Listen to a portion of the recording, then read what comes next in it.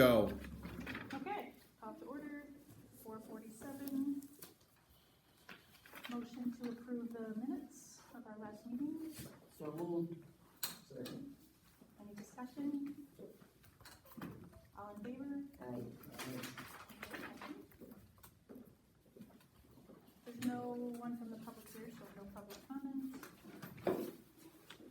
Okay, our first agenda item is to review any new available testing data, usually in the first couple months. That's an agenda. So we've got some items ready for presentation. I've got Bob and Heidi here to talk a little bit about some of that, and I'm anticipating we'll have some more next month. Okay, I'm gonna turn video, audio, motion thing, is that recording this? I don't know where you want to start. You can Okay. start, go Okay, ahead. that's Yeah. fine. You can hand that down to everybody. Data is for last year. For a couple exams are here. I won't just read through everything. That's a little much, and stapling is weird, but the AP, the SAT school day, which is the new New Hampshire state test. Our PSAT 3-year project is there, 2 years of that, and then the actually, that last page, for some reason, I labeled it the wrong way. I looked at it 100,000 times today, and that should say PACE data on the last page. On the back, And that's math one. yeah, math 1, math 2, physical and life science, that should say PACE data, and I'll fix and get you a copy of that for the notes if you want. So I don't know if you want to go through it all, or. Yeah, why don't you talk about each page, Bob? That'd be great. Oh, Sure. I'm sorry, Tim. Is that Yep. okay with you? Would be helpful, thank Sure, you. Yep. yep, the AP scores continue to be, not where we would like them to be. We have had a lot of discussions within the high school leadership team about, continuing to strongly support the early college program. And are feeling that that is going to be a more viable, more popular, and more consistently successful option for our kids to achieve college credit and also to have a true college experience, which I really never felt for 20 years has been what AP represents. AP courses are not college courses. They're just not. Because of the structure of the high school environment, some of the kids are in class 140 days before the test, which isn't what you do in college. The assessments are not really the same. So we're in our own way asking a lot of questions about the future of the AP program overall. So in these scores, you can't possibly be happy about what we're seeing here. We have asked the teachers last year, 2 years ago really, to bring up the rigor, to look at bringing up the scores. There are various reasons why that hasn't happened to this point, and we continue to ask those questions. So that is a bit of a wishy-washy answer, I get that, but we haven't really come to a consensus on how we want to handle that moving forward yet. Just out of a baseline of 4. The highest score you can achieve is a 5. I think a statistical nerd might squawk at looking at an average score, because you really can only score a 5, a 4, a 3, a 2, or a 1. You can't score the in-between. So, Yeah. but people do tend to pull averages. It's a pretty common thing to do. We also look at 3 tends to be the passing rate. Colleges, and Heidi can explain this probably more than I can, are up and down whether they even accept AP scores for college credit. Sometimes they'll award the student the credits, but they'll still make them go back and take the course. Some colleges don't take it at all. So if I'm reading this correctly, 106 kids took, in 2017, Correct. took AP classes, and that's. Took the AP exams. AP exam. Correct. Because So that you might could be- take it in biology and psychology, in English and Spanish. So you could take multiple AP tests. Okay, So that's the number of tests taken, So not it's not students. 106 students. No. Right, there might be one student that took 3. And that's Gotcha. not necessarily, the classes listed there are not necessarily all the classes that we offered here. Some of our students opt to take AP classes through VLAX and then take the exam with Okay. us. and then, so the average is the average score on the exam? Correct. So it's basically, yeah, it's a And calculation. 28% got 3 or better percentage points? Correct. Okay, I just wanna know Yep, that's that I fine. was reading it Yeah. correctly. And I just chime in and say that my first year here, I had a lot of conversations with the high school and I met with the AP teachers. And one of the things that we've talked about is the way that the high school has handled the entrance expectations for AP has been, if you wanna push yourself and take it, you can. And I have had conversations, and I think we need to continue to have conversations about whether or not that's teacher recommendation carries more weight than that. And that's a philosophical issue, because folks feel that if a kid wants to try, that they should try. And due to the reassessment component of the high school's philosophy, or the district's philosophy around the ability to reassess, students may take an exam in the class in AP and then be able to reflect on what didn't work and then take it again later. But when you get to the test, you can only take the test once. And so the first year we talked about putting into place a couple of assessments during the year that would practice that skill of not being able to reassess. And that has been put into place. So that's a change that we've made to raise the rigor or the expectation, because you get good at what you do. If you don't practice taking tests where you can't reassess, then you're not gonna know how to do that. Well, it's most of life, you can't redo things. Yeah, exactly, and that's the, Only some schools can, yeah, and it's really, Bob, would you like to speak to those changes and kind of where we're at in that process? Yeah, there's a couple thoughts there. I felt very strongly for a long time, and some schools go one way and some schools go the other, that if a student wants to take the challenge of an AP class or a college level course, they should have the opportunity to. If, big blinky word, the course is not watered down to, the course should plow ahead. College courses don't slow down for the students that are there. They may ask kids to remediate stuff before they take the class, but the classes don't slow down for you. That's an important piece. The second thing is that with colleges not taking the scores, and also with a massive, over the last 20 years or so, restructuring of how colleges are assessing their students, find a current college student and ask them how they're getting assessed. Pull their syllabus for a general ed psychology class, and you're not going to find a 60% final exam anymore. They're not there. Harvard, I hate to go always back to Harvard, they don't do finals anymore. And many other colleges don't. So a lot of schools are now pulling away. The quote final exams for my stepdaughter, who's at UMass Lowell, for the most part, they're the next unit exam in line. That's So how it. do they assess the kids? They do, believe it or not, formative assessment with clickers. They do quizzes. They do unit tests along the way, where sometimes it's a unit test and then the class finishes up. It's much more in the sort of traditional high school model of assessment. There's not any more, and it's really hard to convince people that it's true, but it is. That Or that it's effective? I But can the believe old- it. I see what yeah. comes out of the colleges into the work. Not good, I huh? can believe it, it's not good. Right, the 40% midterm and the 60% final multiple choice exams are gone. And as an educator, I will tell you, thank goodness for that. Because that's just a crummy way to assess kids' ability in a course. It's much better to give them assessments along the way that come together. So the idea that we're gonna judge an AP class based on a 17 or 18-year-old high school student's ability to take a test on a single day. Now, they've prepared like crazy for that test, okay? They've done the certain pieces of the assessment over and over and over again. But you have a fight with your girlfriend that morning, you're feeling like junk, you're, whatever. There's a million reasons why kids can't do well and reasons that kids do well. So, a student might get an A in a college level course using more authentic assessments and then go in and take an AP test and get a 2 because they don't mesh well with the way that the test is being done. It's just, I don't believe personally that AP is an effective way to judge whether or not a student is going to be successful in college. They may have learned how to play the game of AP, but that doesn't necessarily translate well to going into college.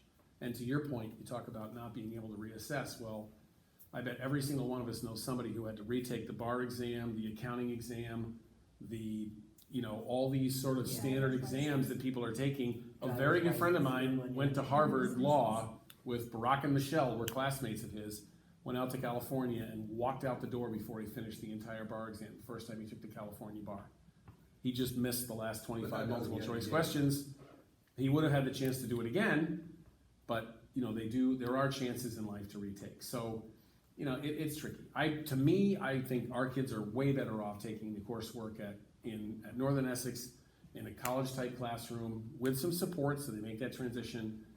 It's a college course with a collegiate level professor in that environment, in a building. You've got to be serious about what you're doing. No screwing around, no cell phones, and that's what they do. So that's just me. But we, as a high school team, we haven't come to that recommendation just yet. So in Essex, do they require them to take things on time and deliver them on time, or do they allow them to miss deadlines and then redo them? In this particular class, in these classes, it's sort of a combination pack of both at the high school level. I don't know what's going on at Northern Essex, but I believe down there, and some of our kids are starting to whine a little bit to us and say, what do you mean I have to read these 4 chapters and turn it in time? And that's the good thing about doing it that way, is we provided them with that transition to get to that point. I would say it's a combination between, among professors. It depends on who the professor is. Some will let students reassess. I have 3 students in college right now, and all 3 of them have had very different college experiences. I have one at Wentworth, one at Merrimack, and one at UMass Lowell, and even within the college itself, the professors are different with allowing the reassessment. But I agree that we just spent $90 on a clicker to do formative exams in UMass Lowell. Yeah. So that's how they're assessing kids right in the moment. Are you working at? Yeah, and they just, even at, like attendance, Jordan will go to class sometimes in the big lecture hall and she has to click in for attendance. And it's not just because she's a college athlete, it's because they all do that.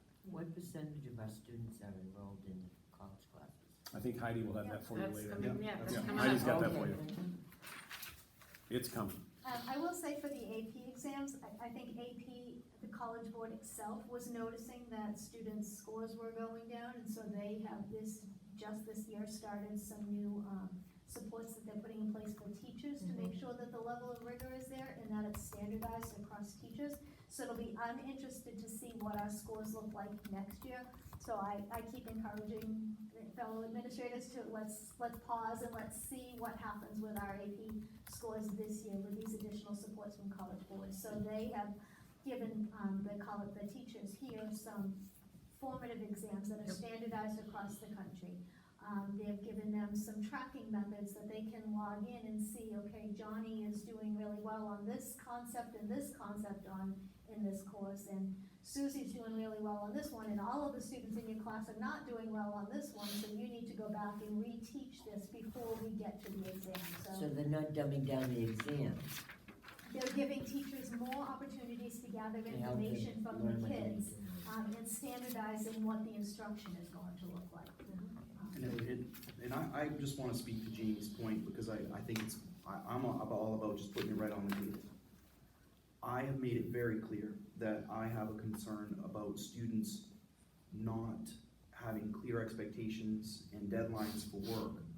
I have no problem with seat time being the variable and learning being the constant, which is the core philosophy that the district has adopted. We want students to learn the information. What I don't want to hear from teachers when I meet with them in PLCs this year is, oh yeah, well, some of the kids will game the system and just turn the paper in 10 days late because they think that they can do that, and that's being allowed. And Brian and I talked about it just yesterday. I wasn't planning for this conversation, but I asked him, where are we at with that? Because that's a concern for me, that it's one thing for my son to turn in his work when it's due and not get it right, or have a concern that wasn't caught in the formative process. And then he needs to work on that skill and make it stronger. I'm fine with that, because that's That's learning. often what happens in life, Right. We do things and we get feedback and we do it better. What I have a problem with is everything being loose and chaotic. Like, I'm not gonna have a teacher at the end of the year grading 60 papers because the kid turned them all in at the end of the year, and the rules don't provide any structure for that, and that has happened here, and I'm not okay with that. I So would agree with that. there's a balancing here that's gonna happen with the organization, and that is one component of it. And I know that Bob and Brian are working on it, I'm not worried about it, but I just wanna be explicit to this group, that people know that I know about this and that I'm taking it on actively, because it's really the crux of balance between kids knowing, it's the old adage of like, you write a paper. If you go to Columbia and study with them and they teach you how to write, you don't just write a paper and turn it in. Great writers get feedback from their peers and colleagues as they're developing a paper. Great writers have editors. And so the process that we want kids to go through is to draft, get feedback from their peers and colleagues, draft again, do it again, talk to their teacher in conference with their teacher, work on their paper some more, and then turn in a real paper to learn what that feels like. And the same thing goes along with even the way that you know, when kids turn in, let's say it's a math exam, and you have 3 of the problems wrong. Well, it's not just, and I can remember even going to school, and I'm sure all of us, you'd study, you go in, you take the test, you'd walk out the door, everything that you just studied fell out of your head because you were just trying to get through the test. Well, in this situation, what we're expecting is that the test gets graded, comes back, I got number 7 wrong. Okay, so I got number 7, I got number 11, and I got number 15, and they're all similar problems that I'm having here.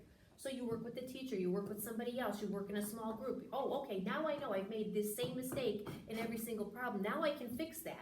So then we're gonna test just those kinds of problems. And maybe it was, I don't know, fractions with different denominators or something. So we go back and we just test that to see, okay, now Patty's got this, we're gonna go on to the next thing. Now you've got this solid, you have the rest of this solid, we're just gonna, you know, move forward with what you don't know or what you need help with. Instead of just, oh, too bad, we're moving on. Because what you notice in students starts happening is, I call it like the Swiss cheese effect. You start having like these little holes start developing. And you get new information and you can't, because those holes are there, you can't backfill those holes with new stuff on top. I think about all the houses in Florida that you end up with the sinkholes. The house does not stay, there's no foundation, down you go. So it's about filling in those holes and filling those gaps and making sure that you don't have that issue and you can continue to move forward. And that's what So the it's intervention feedback, program is all right. about. She just outlined the whole intervention program, that's it. It's Swiss about cheese. filling those holes. But I would comment on your statement, Tom, is if you go with peers and you go to teachers and everything else, you can often get somebody else's work turned in as your own, because all you do is take their ideas and they all went in, your ideas aren't even part of the final paper. Well, I think the key to that is That's there's a tough. difference between conferencing and growing and stealing. Yep. And that needs to be taught to children explicitly. I agree with you 100%. That's something that teachers need to be aware of. This is And that's why we occasionally do, you know, Teachers College teaches us to do on-demand assessments, where students regularly throughout the year have to write and display their writing without any feedback, so that the teacher can get a sense of where they are as a baseline. Real But then raw. throughout the unit, you're working to grow that skill. It's no different than if I were teaching someone how to work in sales. You have to know the knowledge of the product, you have to know the need of the customer, and you have to know how to meet that need and how to draw that conclusion to the customer. Somebody who's good at that gets feedback from others, right? Correct. You listen to their calls, you listen to their conversations, they would have a mentor in the business, right? It's the same thing in education for But kids. ultimately, they have to make the call on their own. Right, Exactly. they do, but that's a skill you develop, Yeah. right? And so what I wanna see for our kids is that, I just wanna reiterate that the expectations need to be clear, high, and supported. But there is a philosophy shift that has occurred that I don't feel is clearly articulated, which is that the idea of taking an end of the semester test that shows everything that you know all at once is fading very quickly. And frankly, regular life doesn't live like that very often. You don't take a test in your job. Is this competency-based learning? Well, it's a part of it, but what I'm saying is that there's one left side of competency-based learning where it's to the point where it's a free-for-all. Right. And then there's the other side, which is completely old school, where you have, you know, your quizzes, your Everything's tests, memorized. no and- feedback, you do it or you fail, Yeah. right? And I'm saying, okay, everyone we gotta come to the middle here. Mm-hmm. The real goal is for the kids to know the information, and there are merits to both sides of that. And what I wanna see is a system that meets in the middle, because I've experienced firsthand the left-hand side where it's just wild and there's no expectations or not high enough expectations, and kids are just making up work whenever they want. And then I've seen the other side where it's, you know, Scarborough High School is as traditional as it gets, and that does not meet a lot of kids' needs. So how does improving our math scores fit into this? Because it's, from my perspective, we better be memorizing fractions and times Right. tables. Right. Back to basics 101. And because that's a skill real- building, which you have to have the skills, You there's your have to have them. foundation, so that you can cannot then do apply that, algebra unless you exactly, can do right. multiplication. And that goes back to the whole, intervention program with making sure that if you can't do multiplication, you're not You're ready never for gonna do division. any math. You're not That's right. ready for higher level things, so you've gotta figure, and changing fractions to percents to decimals, forget it. You're never gonna get it. So those are the pieces that need to be in place, and that's where the skill building is sort of the road, yes, you have to memorize, just like you have to understand that the letter B goes buh, and the phonics is important. So those are all the pieces that need to be built in there, that you can then take those and be more agile in your mind with those pieces. And look at innovative problems and say, okay, well, if I do this with that, I can flip this around and give them the space to be creative. Because we're at the point in our world now where the creativity is what's going to help us solve some of these problems that are like, unlike any we've ever seen before. I would, and the risk of going off on a tangent, if we want to do better in math, we need to scrap everyday math. Well, It's coming. I was just gonna say It's that coming. Patty, I tasked Patty with researching I other don't know math what It's we're programs. coming. everyday math. Yeah, everyday math It's a math is, it's the new math complicated. program. Oh, okay, Yeah. all right. It's, Yeah. trust me, I have I'll wanted to throw second that that. out for quite a long time. And what I would say is that what I've asked Patty to look for is an approach that, which by the way, I have a teacher in Portland that I want, don't let me forget, because I forgot to tell you Okay, that. I've gotta write myself a note. We're looking for a math approach that mirrors what we're doing in reading and writing. So one of my friends from high school is a fantastic elementary school teacher, and she sent me a message the other day that she's flipped her math program to do more of a workshop. But the reality is, Jamie, is that in math, there has to be what Ellie just said. There has to be concrete skills that are mastered, just like learning to read. You can't read if you don't know your alphabet. Well, why would we expect kids to do math without knowing their basic computational skills?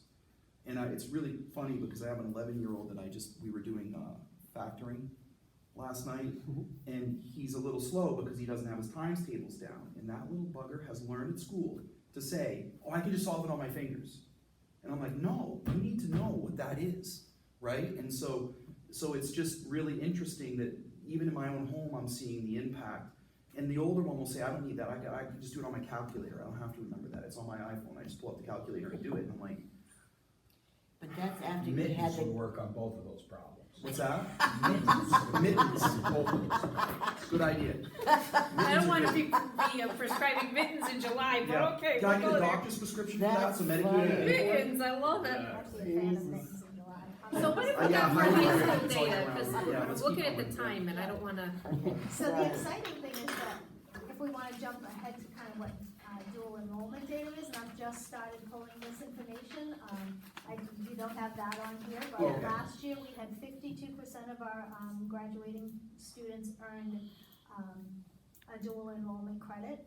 And so I looked at, okay, how many credits are our kids earning over the course of the year? So in 17-18, we had 267 credits were earned at various post-secondary institutions. So we have agreements with Southern New Hampshire University, Great Bay Community College, Northern Essex, and NHTI, as well as Manchester Community College, National Community College through the Seco School of Technology. So in 17-18, as I said, they earned 267 credits. In 18-19, when we really started pushing these programs and encouraging kids, 652 credits were earned. Wow. And this year, we have the potential, with the number of students that are enrolled in these programs, 835 Oh my college goodness. credits.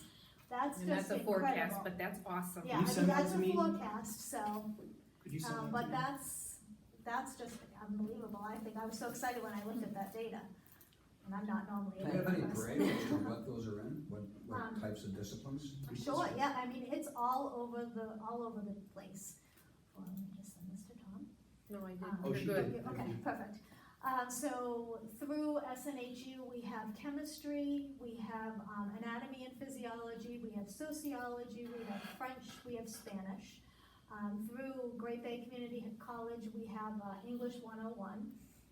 Through Northern Essex, if you open the Northern Essex Community College course catalog, any one of those classes. So right now I have students enrolled in advanced calculus, advanced math, psychology, English, American Sign Language, you name it. They're just taking whatever they can get their hands on and what they get excited about. so only at Northern Essex do they actually go down there? Correct. Yep, And the others are all taught here yes, with yep, our own staff? with, so, yes, the SST ones are taught by the SST staff. Yeah, At And then- SST. At SST. at a tuition rate that we pay?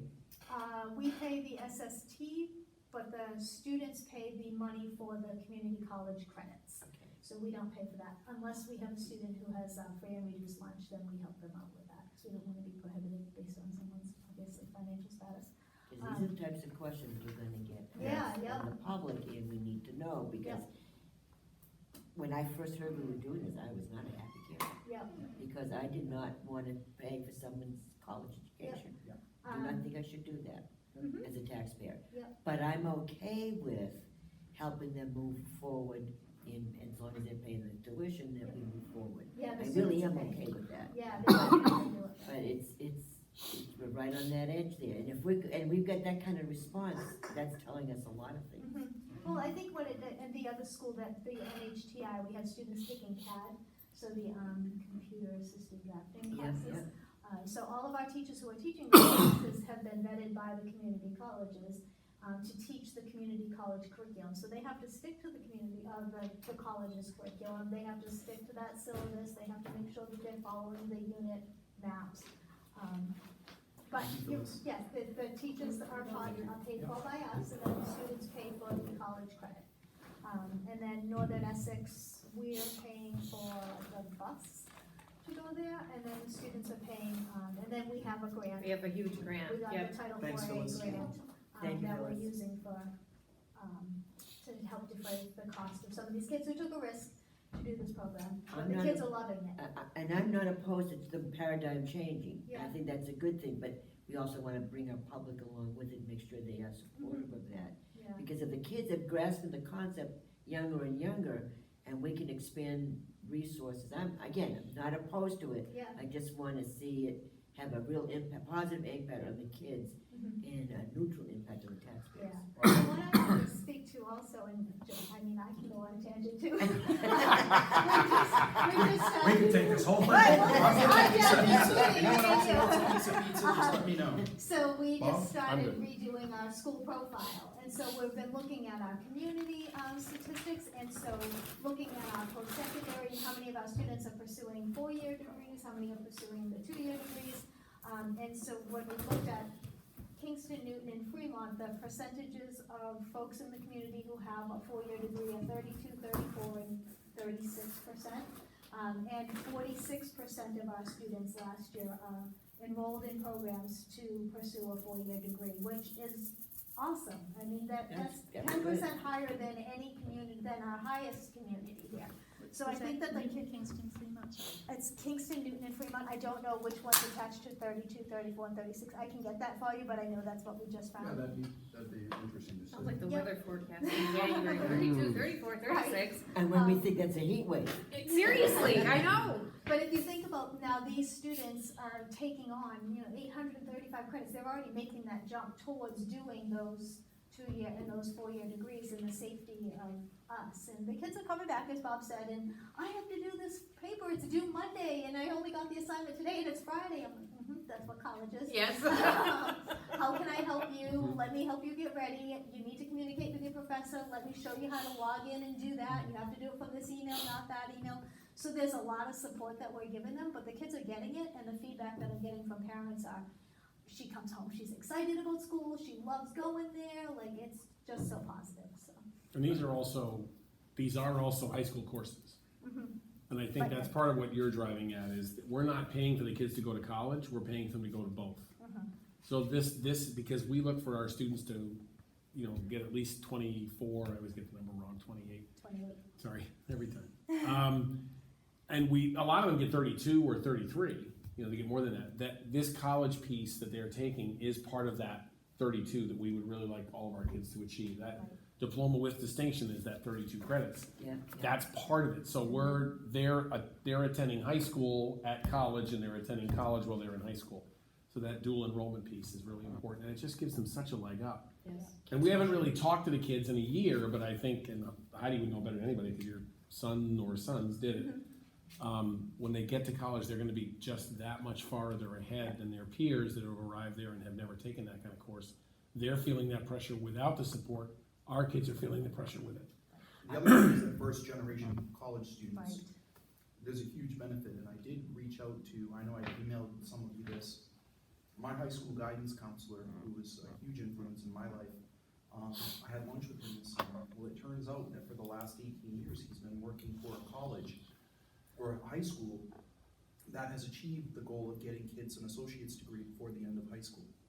So I talked to him last week on the phone, and we're gonna have a conference call to talk about it, because last year at Isa, one of the things that we discussed is it possible for kids to do dual enrollment to the point where they actually could get an associate's degree? And we initially found that they couldn't. And so Heidi, Bob, and Brian and I are gonna have a conference call with him next week, and I found out some more information. We may be able to steal some things, so to speak, because we talk about that, that we don't have to reinvent the wheel. But they started out with 100 students, and 18 years later, they're servicing 250 students. And it's mostly for at-risk kids that kind of school isn't clicking for them, and they try to pull them into their wing and into the fold and have them experience it. So it's really interesting to hear what the future of education is a hybrid model. There's no question. The question that Ellie's asking, that I think is something that I'd just wanted to tease out a little bit more, is at what point is there a reduction in our high school teaching staff because our students are being taught by college people, and does that savings offset the picture? Like what? It's not just that, it is the perception that we're providing college credits at high school for local taxpayers. It's not like Maine, where you have a state-funded educational system. It's local funded, so that's different. And so, am I walking a tightrope with you? I am a little bit, I am. I'd be very honest with you about that. I'm willing to be convinced, as long as you're telling me that the parents are participating in the cost, I don't have a problem with that. But, and I agree the paradigm is changing, but we need to bring our public along with it. Because if we end up really bringing the associate's degree into the high schools, that's not a bad thing, but how that's funded is an issue. But at this point, I think, if You're not there I yet. might be wrong, but I think our expense going from 15 to 40 kids, I don't believe we're gonna have an expense change at all, because basically all we're paying for now is the bus. And We're so, not there yet, I agree with you, Yeah. we're not there yet.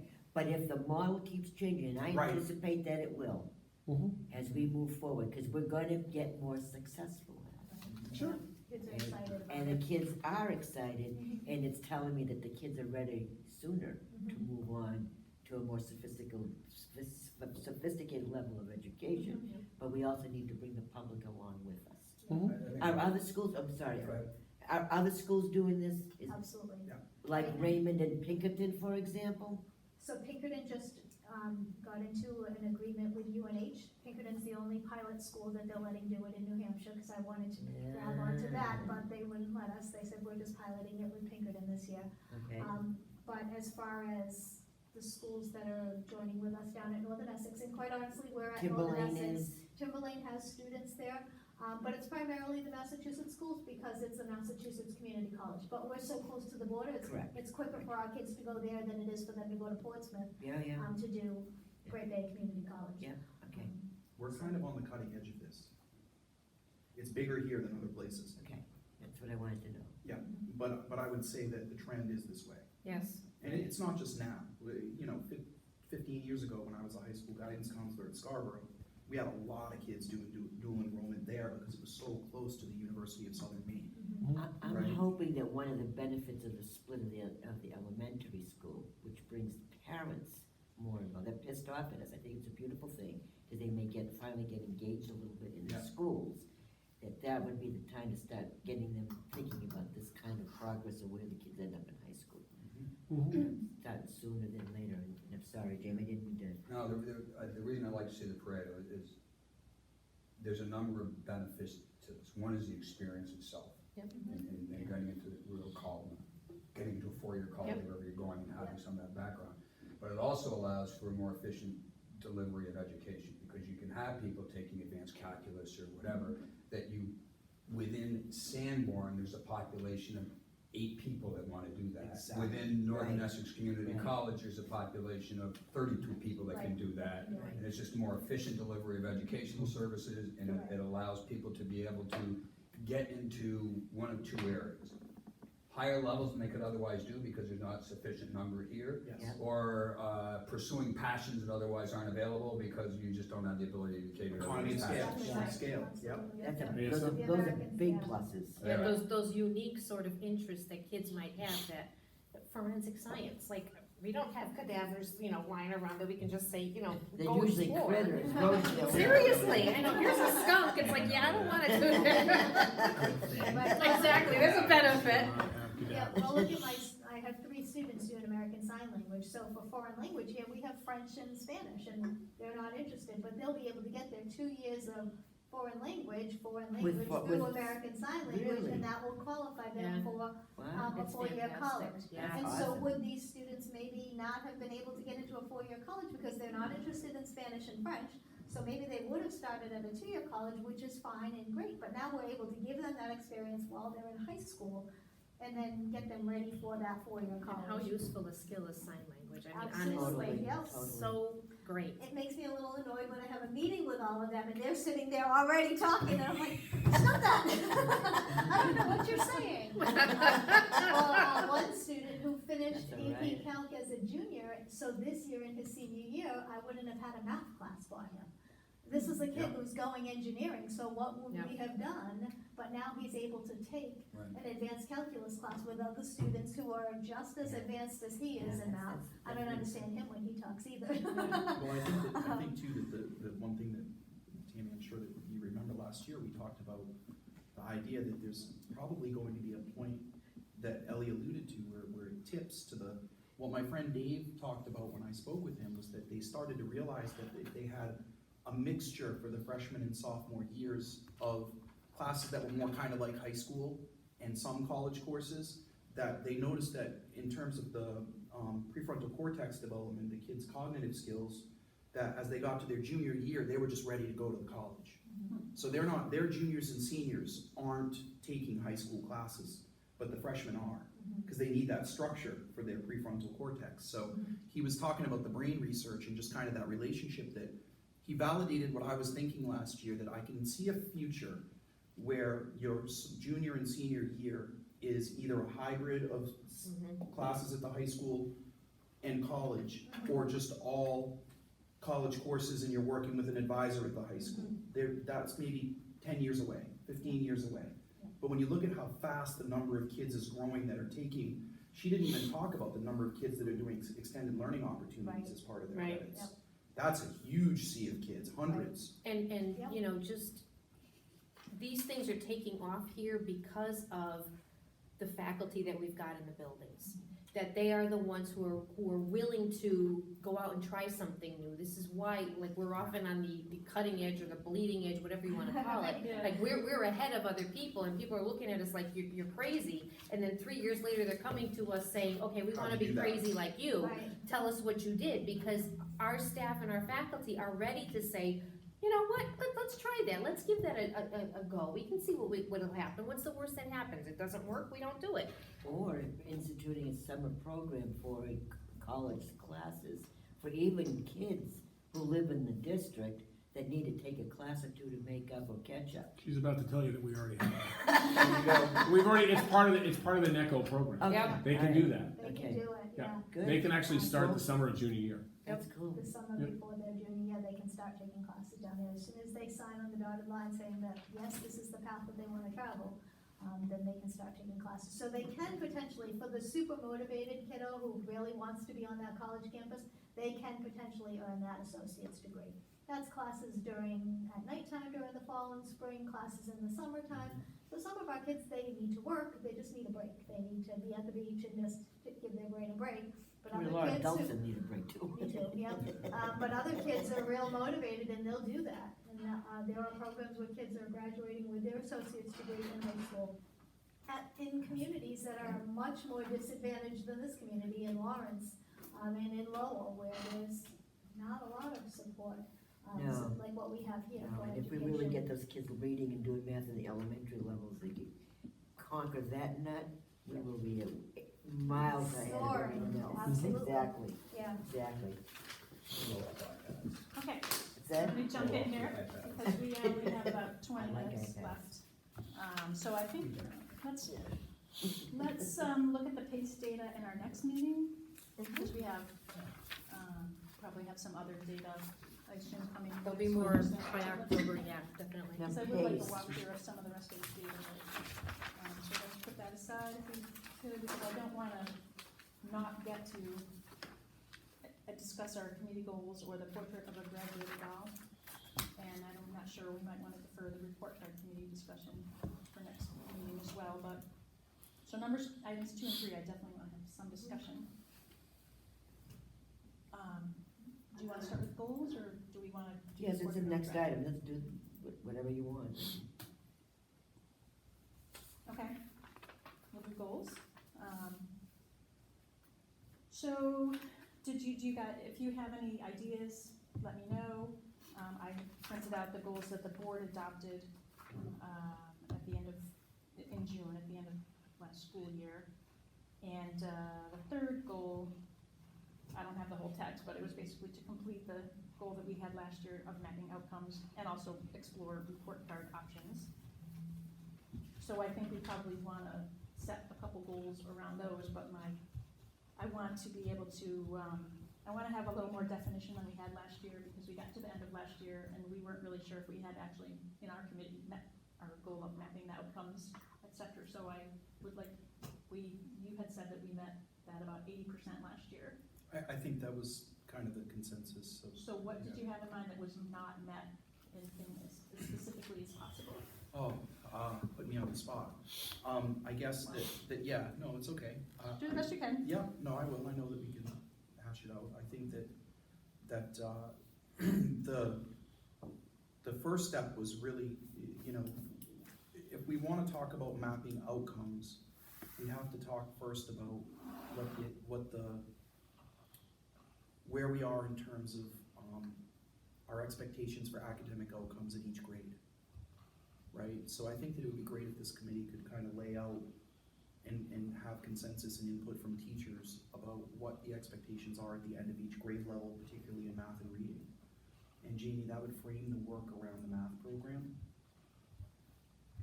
So for example, by the end of second grade, students will know how to, in math, X, Y, and Z. Yeah. Right, and by the end of third grade, they'll be at this level of reading. Those are benchmarks. It doesn't mean that if they don't attain it, that we're not going to, you know, that's the intervention process. We recognize that benchmarks should be relatively high expectations. Right.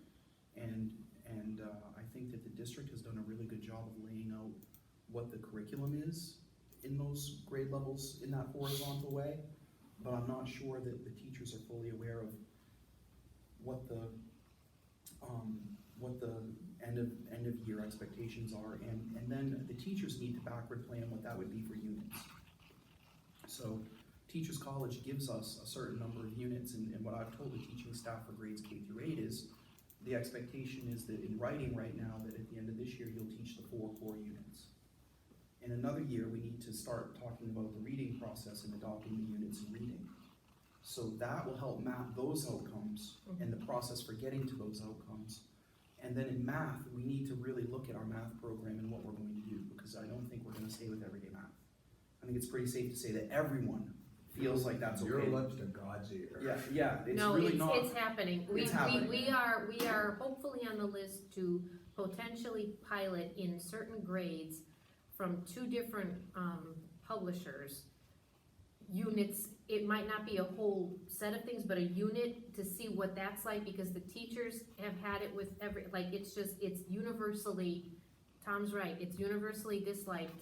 We are looking for something that's going to better fit what we need, If we that's don't gonna find build something- those foundational skills. And I know you're gonna say we'll build our own, but it's a lot harder than it sounds, it sounds That's what easier it than it takes. is. Yeah. But there are programs out there that have a lot of promise based on what we've seen, the pieces that they've sort of shared with us, but it's not enough to be a whole unit to pilot yet, so it's coming. And I think it would be reasonable for the committee to set a goal of mapping those outcomes, maybe K5, Because if you try to do K-12, you're not gonna make it in a year. Especially It's- not this year, we not are, this year. we are very busy Because this you have to year. remember that our Mhm. professional development days are pretty booked up with reorganization conversations and maintaining what we're doing. Next year, we'll be able to really, Yep. all that time will free up. So I think it's important to, we're gonna need teacher input, so. I'd suggest we're gonna do that, we go through 6, since that will cover the 2 reorg schools. Great idea, That's great Mhm. idea, Just Julie. feel K-6, good. yeah. Mhm.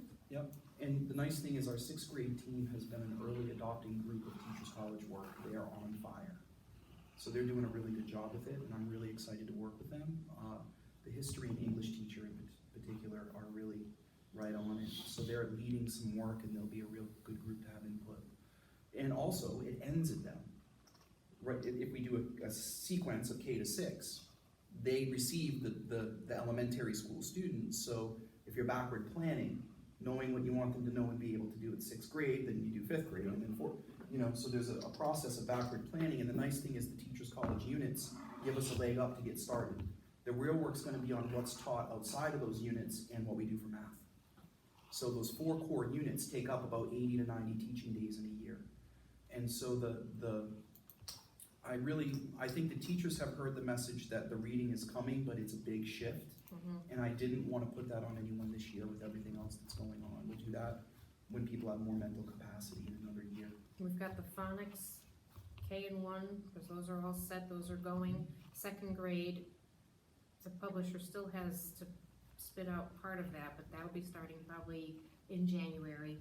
So the phonics program will be in, and that's like, if you think of the rungs of the ladder, you've got the reading is one side, the writing is the other side, and the phonics is the rungs that hold it together. So that'll take care of the whole English language arts component. Sweet metaphor. So I would like Patty to develop a scope and sequence with teachers, and then we would present that here for you to review and talk about. But I think it'd be really nice if teachers came to this meeting when that happens, so that you can talk to them directly. There's nothing, it's not about us. They have to do it on the ground level, so they have to buy in. Mhm. I'm really big on teachers being a part of the group that develop these things, because they have to own it. And then if it doesn't go well, we ask them what's not going well and why, not us telling them what to do. I think of it more as we're facilitating a process by which we map out the outcomes, and then we support them in achieving their goals, right? I view administration as accountability and support, not just accountability. So I think it's important for us to involve them. And then the other goal of the report card, my vision for that was that the high school started some work last year because I just couldn't wait. I wasn't gonna wait. I wanted to get on that. I really do not like Wazzle or the current report card. Nobody does. Yeah, exactly. And that's loud and clear. So my task for the high school has been, and Tammy, I don't know how you wanna write this as a goal, but I'm just gonna tell you what it is. Yeah, there's some detail here. So we need to develop a report card that does the following 3 things. It tells you, where is my child at grade level? Where is my child in relationship to their peers at that grade level? So in other words, if you're behind grade level, but everyone else is too, that's different than if your kid's behind and everyone else is doing fine. That's an important piece of information, because the teacher may need to adjust their instruction if everyone else is behind. That gets overlooked a lot in grade reporting. And then the third thing is, what do I do to help my child? If my child's in the blue, way above grade level, how do I help my child stay engaged? Because those kids are just as at risk for dropping out or failure as the kids that are in the red. A lot of people miss that the really, really bright kids are just as likely to have problems. My wife's a gifted and talented teacher now, and she's been schooling me at home about it, sometimes aggressively.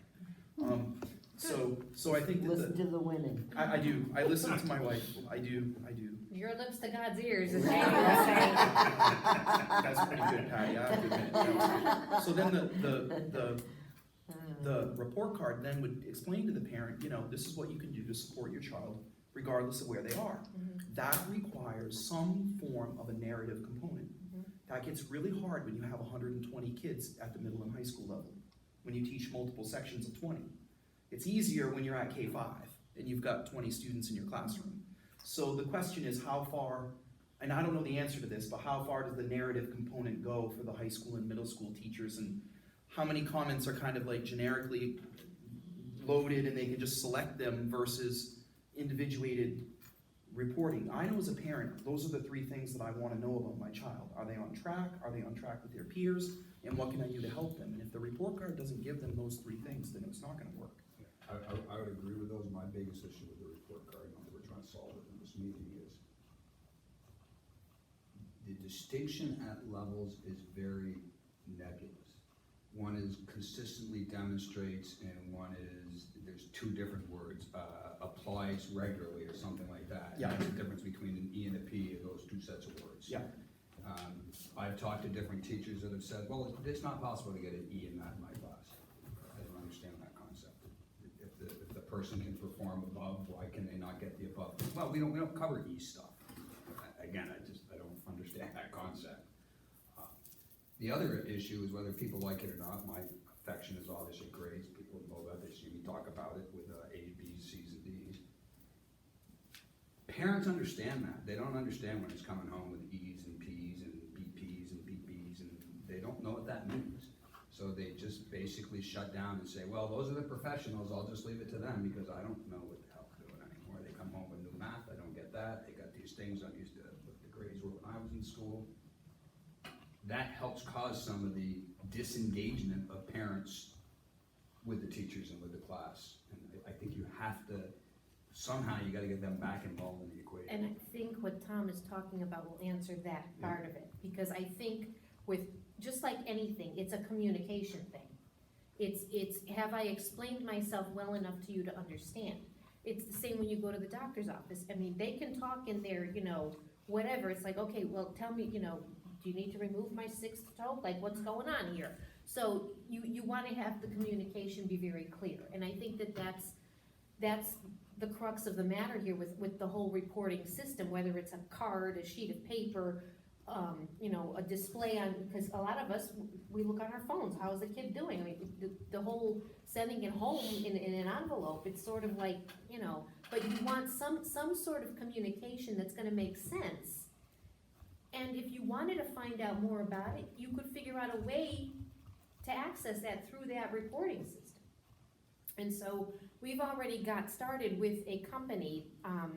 We're working on a different, I'm calling it a reporting system because it's more than just a piece of paper, which is very stagnant. And once you print that piece of paper, it's out of date. It's the same as, a lot of things. You print it, it's out of date. Where parents can go in and pull it up, like if you've ever gone on to like Credit Karma or any of those things, and it'll tell you where you are, and you could click on things where you could actually look to see, what's your student doing in reading, where are they? Okay, what does that mean in relation to where they should be? How are they doing from before? Where are they heading if they keep going in this direction? By, like January, where should they be in January if they keep going like this? What are they working on right now? What kinds of things are they covering? Oh, science, well, they just went over the solar system. That's cool. Okay, let's see what they did. So you could actually look at some work samples in there. So it's beyond just looking at a grade report system to give parents more of an understanding of what does the P mean? What is, you could see work samples and say, oh, geez, that's not, I would never have let that fly. Or, geez, that's a really good piece of work. So we've got a bunch of teachers who are piloting that or trying it out. And at different levels, and I'm talking elementary, middle, and high school, we're going to be having parents sort of look in on it, understanding that this is like a beta version at different times. So like the elementary parents might not get to see it as soon as high school parents, because they'll have probably a better variety of things to look at.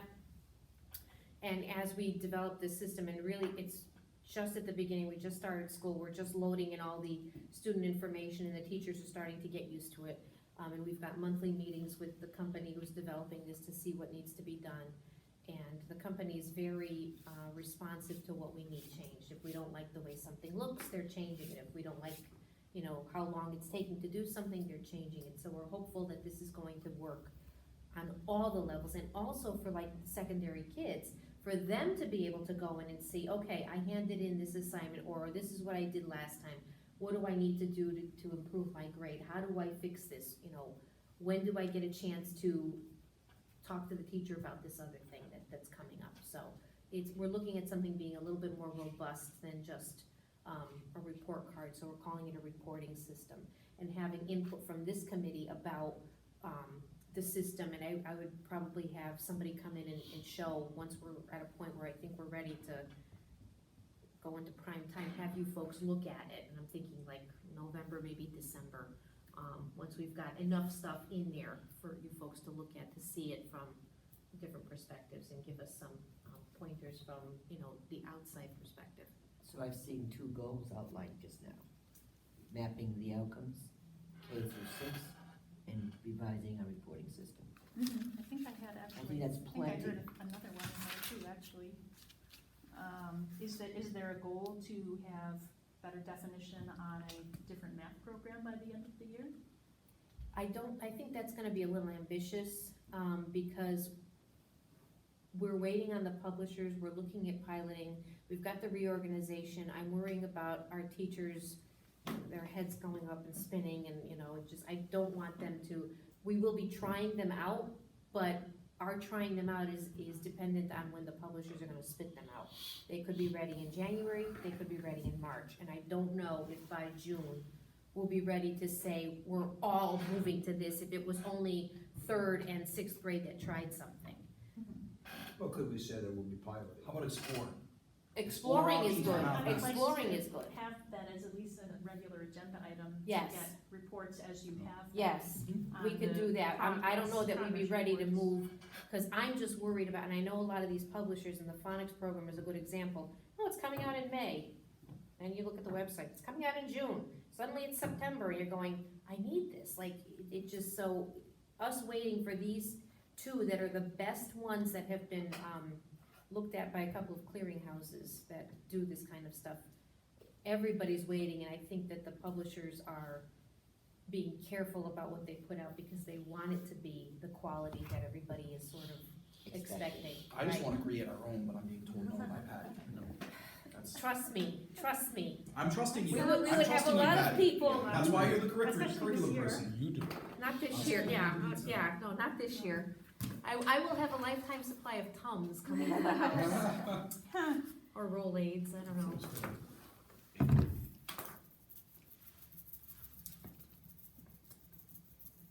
Did anyone else have anything else that they were hoping to accomplish this year? I don't.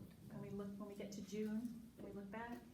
Well, I think those 3 are pretty aggressive, so if we get 3 of those 3 done, that'd be a major accomplishment. I wouldn't wanna add anything else. We'll still ask for, you know, data as you receive it, and, updates on how the early college program is going. We're all really interested in talking about that. And I think updates on how the classes are responding to the new AP. Yes, the AP still sounds like it's kind of, It's still in Under flux. It's a review. change in it's putting a lot more formative assessments, short-term daily assessments in that weren't there before. It has to be, I mean, they're responding to customer need. You always remember, College Board is out there to make money, period. That's But their are we number one goal is to make a profit. I know. They don't invest it in customer I've gotten to a certain service. age where I don't give a darn anymore about telling them that, and I would say straight up, you guys are in the business of making money. There are people making $1 million in that company, and that's their job. If it starts to go, if people start voting with their feet to run away from AP, it costs them a lot of money. A The teachers lot are of money. excited about the new tools though, teaching tools, so that's nice to see. as a district, are we still kind of, do we feel like we're still reviewing the AP program and how? We have regular much fights in of a the high school commitment we have? administrator team about it, yes. Ms. Levitt can tell you my opinion, but I'm holding back. I Even tried what I've said, I'm slowing holding down back. a little bit. I feel like I know your opinion. Yes, you do. Right. I feel like Pretty we get clear. it. Yes, it is. Right on your forehead. I haven't said it out loud, but I I think think you know exactly that, what I you know, want I to would do. echo what Ellie said about, the tuition earlier, that this is something that we're gonna have to really educate the public if we are not, gonna pursue AP as aggressively, or if we're gonna, thinking of, I would do this. doing without it. I'll give a little history lesson from my life. I was at Timberlane when we quote eliminated final exams, which was absolutely positively the right thing to do, because we were early on seeing these changes. we sold it as eliminating final exams, when we should have sold it as we are increasing instructional time by moving away from cumulative final and midterm exams, which really had no purpose. The kids didn't study. If you had a high school kid in the last 15 years, you know darn well they don't study. Some of them do. The real worker bees do, but they know in the back of their head they really don't matter. And mathematically they don't. If you're in a traditional grading system, it doesn't matter. They have very little impact on your grade and your learning. So we said, the heck with them. The problem was we sold it as we got rid of final exams. We should have sold it as we're adding a significant, like 8 to 10% of instructional time, which is what we were doing. That's the key. If we're gonna move away from AP, we're not moving away from AP, we're moving to a better model for our students for their success. That's a huge difference in how I would sell it. College. And it probably can be, and I haven't done the math in my head, but just my sense is, we can do it and save money at the same time. We can do both. And if we're doing that, then I think it takes a lot of the complaints you're concerned about away. You just have to sort of think about how you sell it. It's a major change in the paradigm of education, and Sure. that's a beautiful thing. It's Yeah. not a bad thing. Yep. Because we do need to get away from many things that we've done, the Yeah, same old.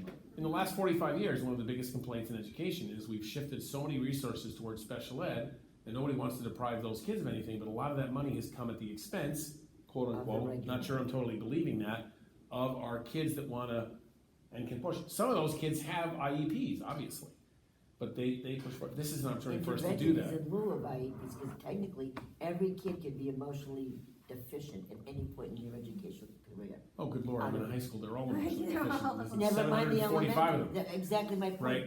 Everyone could use an IEP. Yeah, absolutely. And why And wouldn't that's- you? Right, but it's a sales job, like when you talk about explaining grades and what's an E's and what's a P and what's a BP. You need, in my opinion, to make it easy for people to access that information in a chunk way. And to me, right now, how many people in life spend their night sitting around watching stupid videos on everybody does, right? At least a lot of people do. And certainly a lot of our parents do, okay? That to me is that you put out 4 to 5 minute video chunks done by different people. Yep. Explaining, all right, here's what it is. Yep. Let me show you, and maybe it's a 15-minute video on how I grade an English paper using a rubric as opposed to what I got, which were little comments in code written on the side. Yep. And then I got a 92 and my friend got a 94. And if you ask what the difference is, it's, the person grading the test ate a snack before they graded mine and didn't eat a snack Sorry, before they we're graded wrapping up, theirs. sorry. So, The Those are the kind of PTO things needs the room. so. My quick comments is, I do believe that there's a place for exams, final returns, I think Yep. that's an important thing. I don't think that it's a problem, I think it's one of the problems we have now is there's less of that, there's less accountability, there's less, kids being able to demonstrate at the higher levels. And I think on the report card side, Tom and I have had this discussion a number of times, I don't think it's so much that people don't understand what the intents are, I think they understand and don't agree. They don't think that's the appropriate way to do it, because it doesn't really convey the messages. I've not heard that except for, so wherever they are, in all the hundreds of hours of meetings that I've had, that's not what I've heard. What I've heard is that there's confusion about the piece about what do I do to help my kid, and what are the clear expectations. And I would say that I agree with you that assessment is critical. It's the difference between assessment at the point of learning versus the assessment in a cumulative way at the end of a series of time. The assessment should be happening in units. So if you have a 6 to 8 week unit, there should definitely be a clear assessment at the end of that unit, right? What the shift is away from, and I just wanna clarify, because Bob's not saying that we shouldn't assess. Bob's saying that the end of the, you've got your midterms in January, and that's from everything from the beginning of the year until there. That isn't the way things really work. The way things work is that you build on things as you go through the year, and that you should be getting assessed periodically. Well, I agree with all that. Yeah. If you can't demonstrate at the end of a set period of time that you still retain it. then Exactly.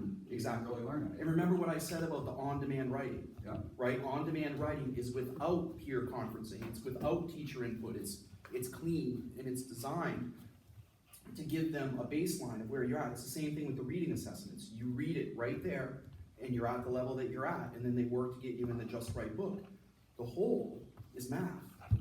I want on-demand assessments for math more, and I want the traditional piece of knowing those core math skills cold to be treated the same as your pre-reading skills. Knowing your alphabet, knowing your sight words, fluency with math is just like fluency with reading. So I think the nice thing is, Jamie, is that we agree on like 85 or 90%, right? And that's not a problem, but I just wanna really be clear that it would be a huge organizational upheaval for us to try to change the language around our grading process, right? To change it back, because that philosophically doesn't line up with best practice at all in terms of assessment. So we have to figure out how to report it to people so that they can understand it. They don't have to like it, but they need to understand it, right? And my opinion isn't about popularity, it's about effectiveness. I would agree with that. And I want the effectiveness to be there, and it's not there right now. So what I'm proposing is that we change the reporting process first and educate people. Bob's idea of videos I've been kicking around the whole time I've been here. I just can't seem to get to it myself to make videos, but Bob made a great one about the Alice training last year, and it worked really, really well.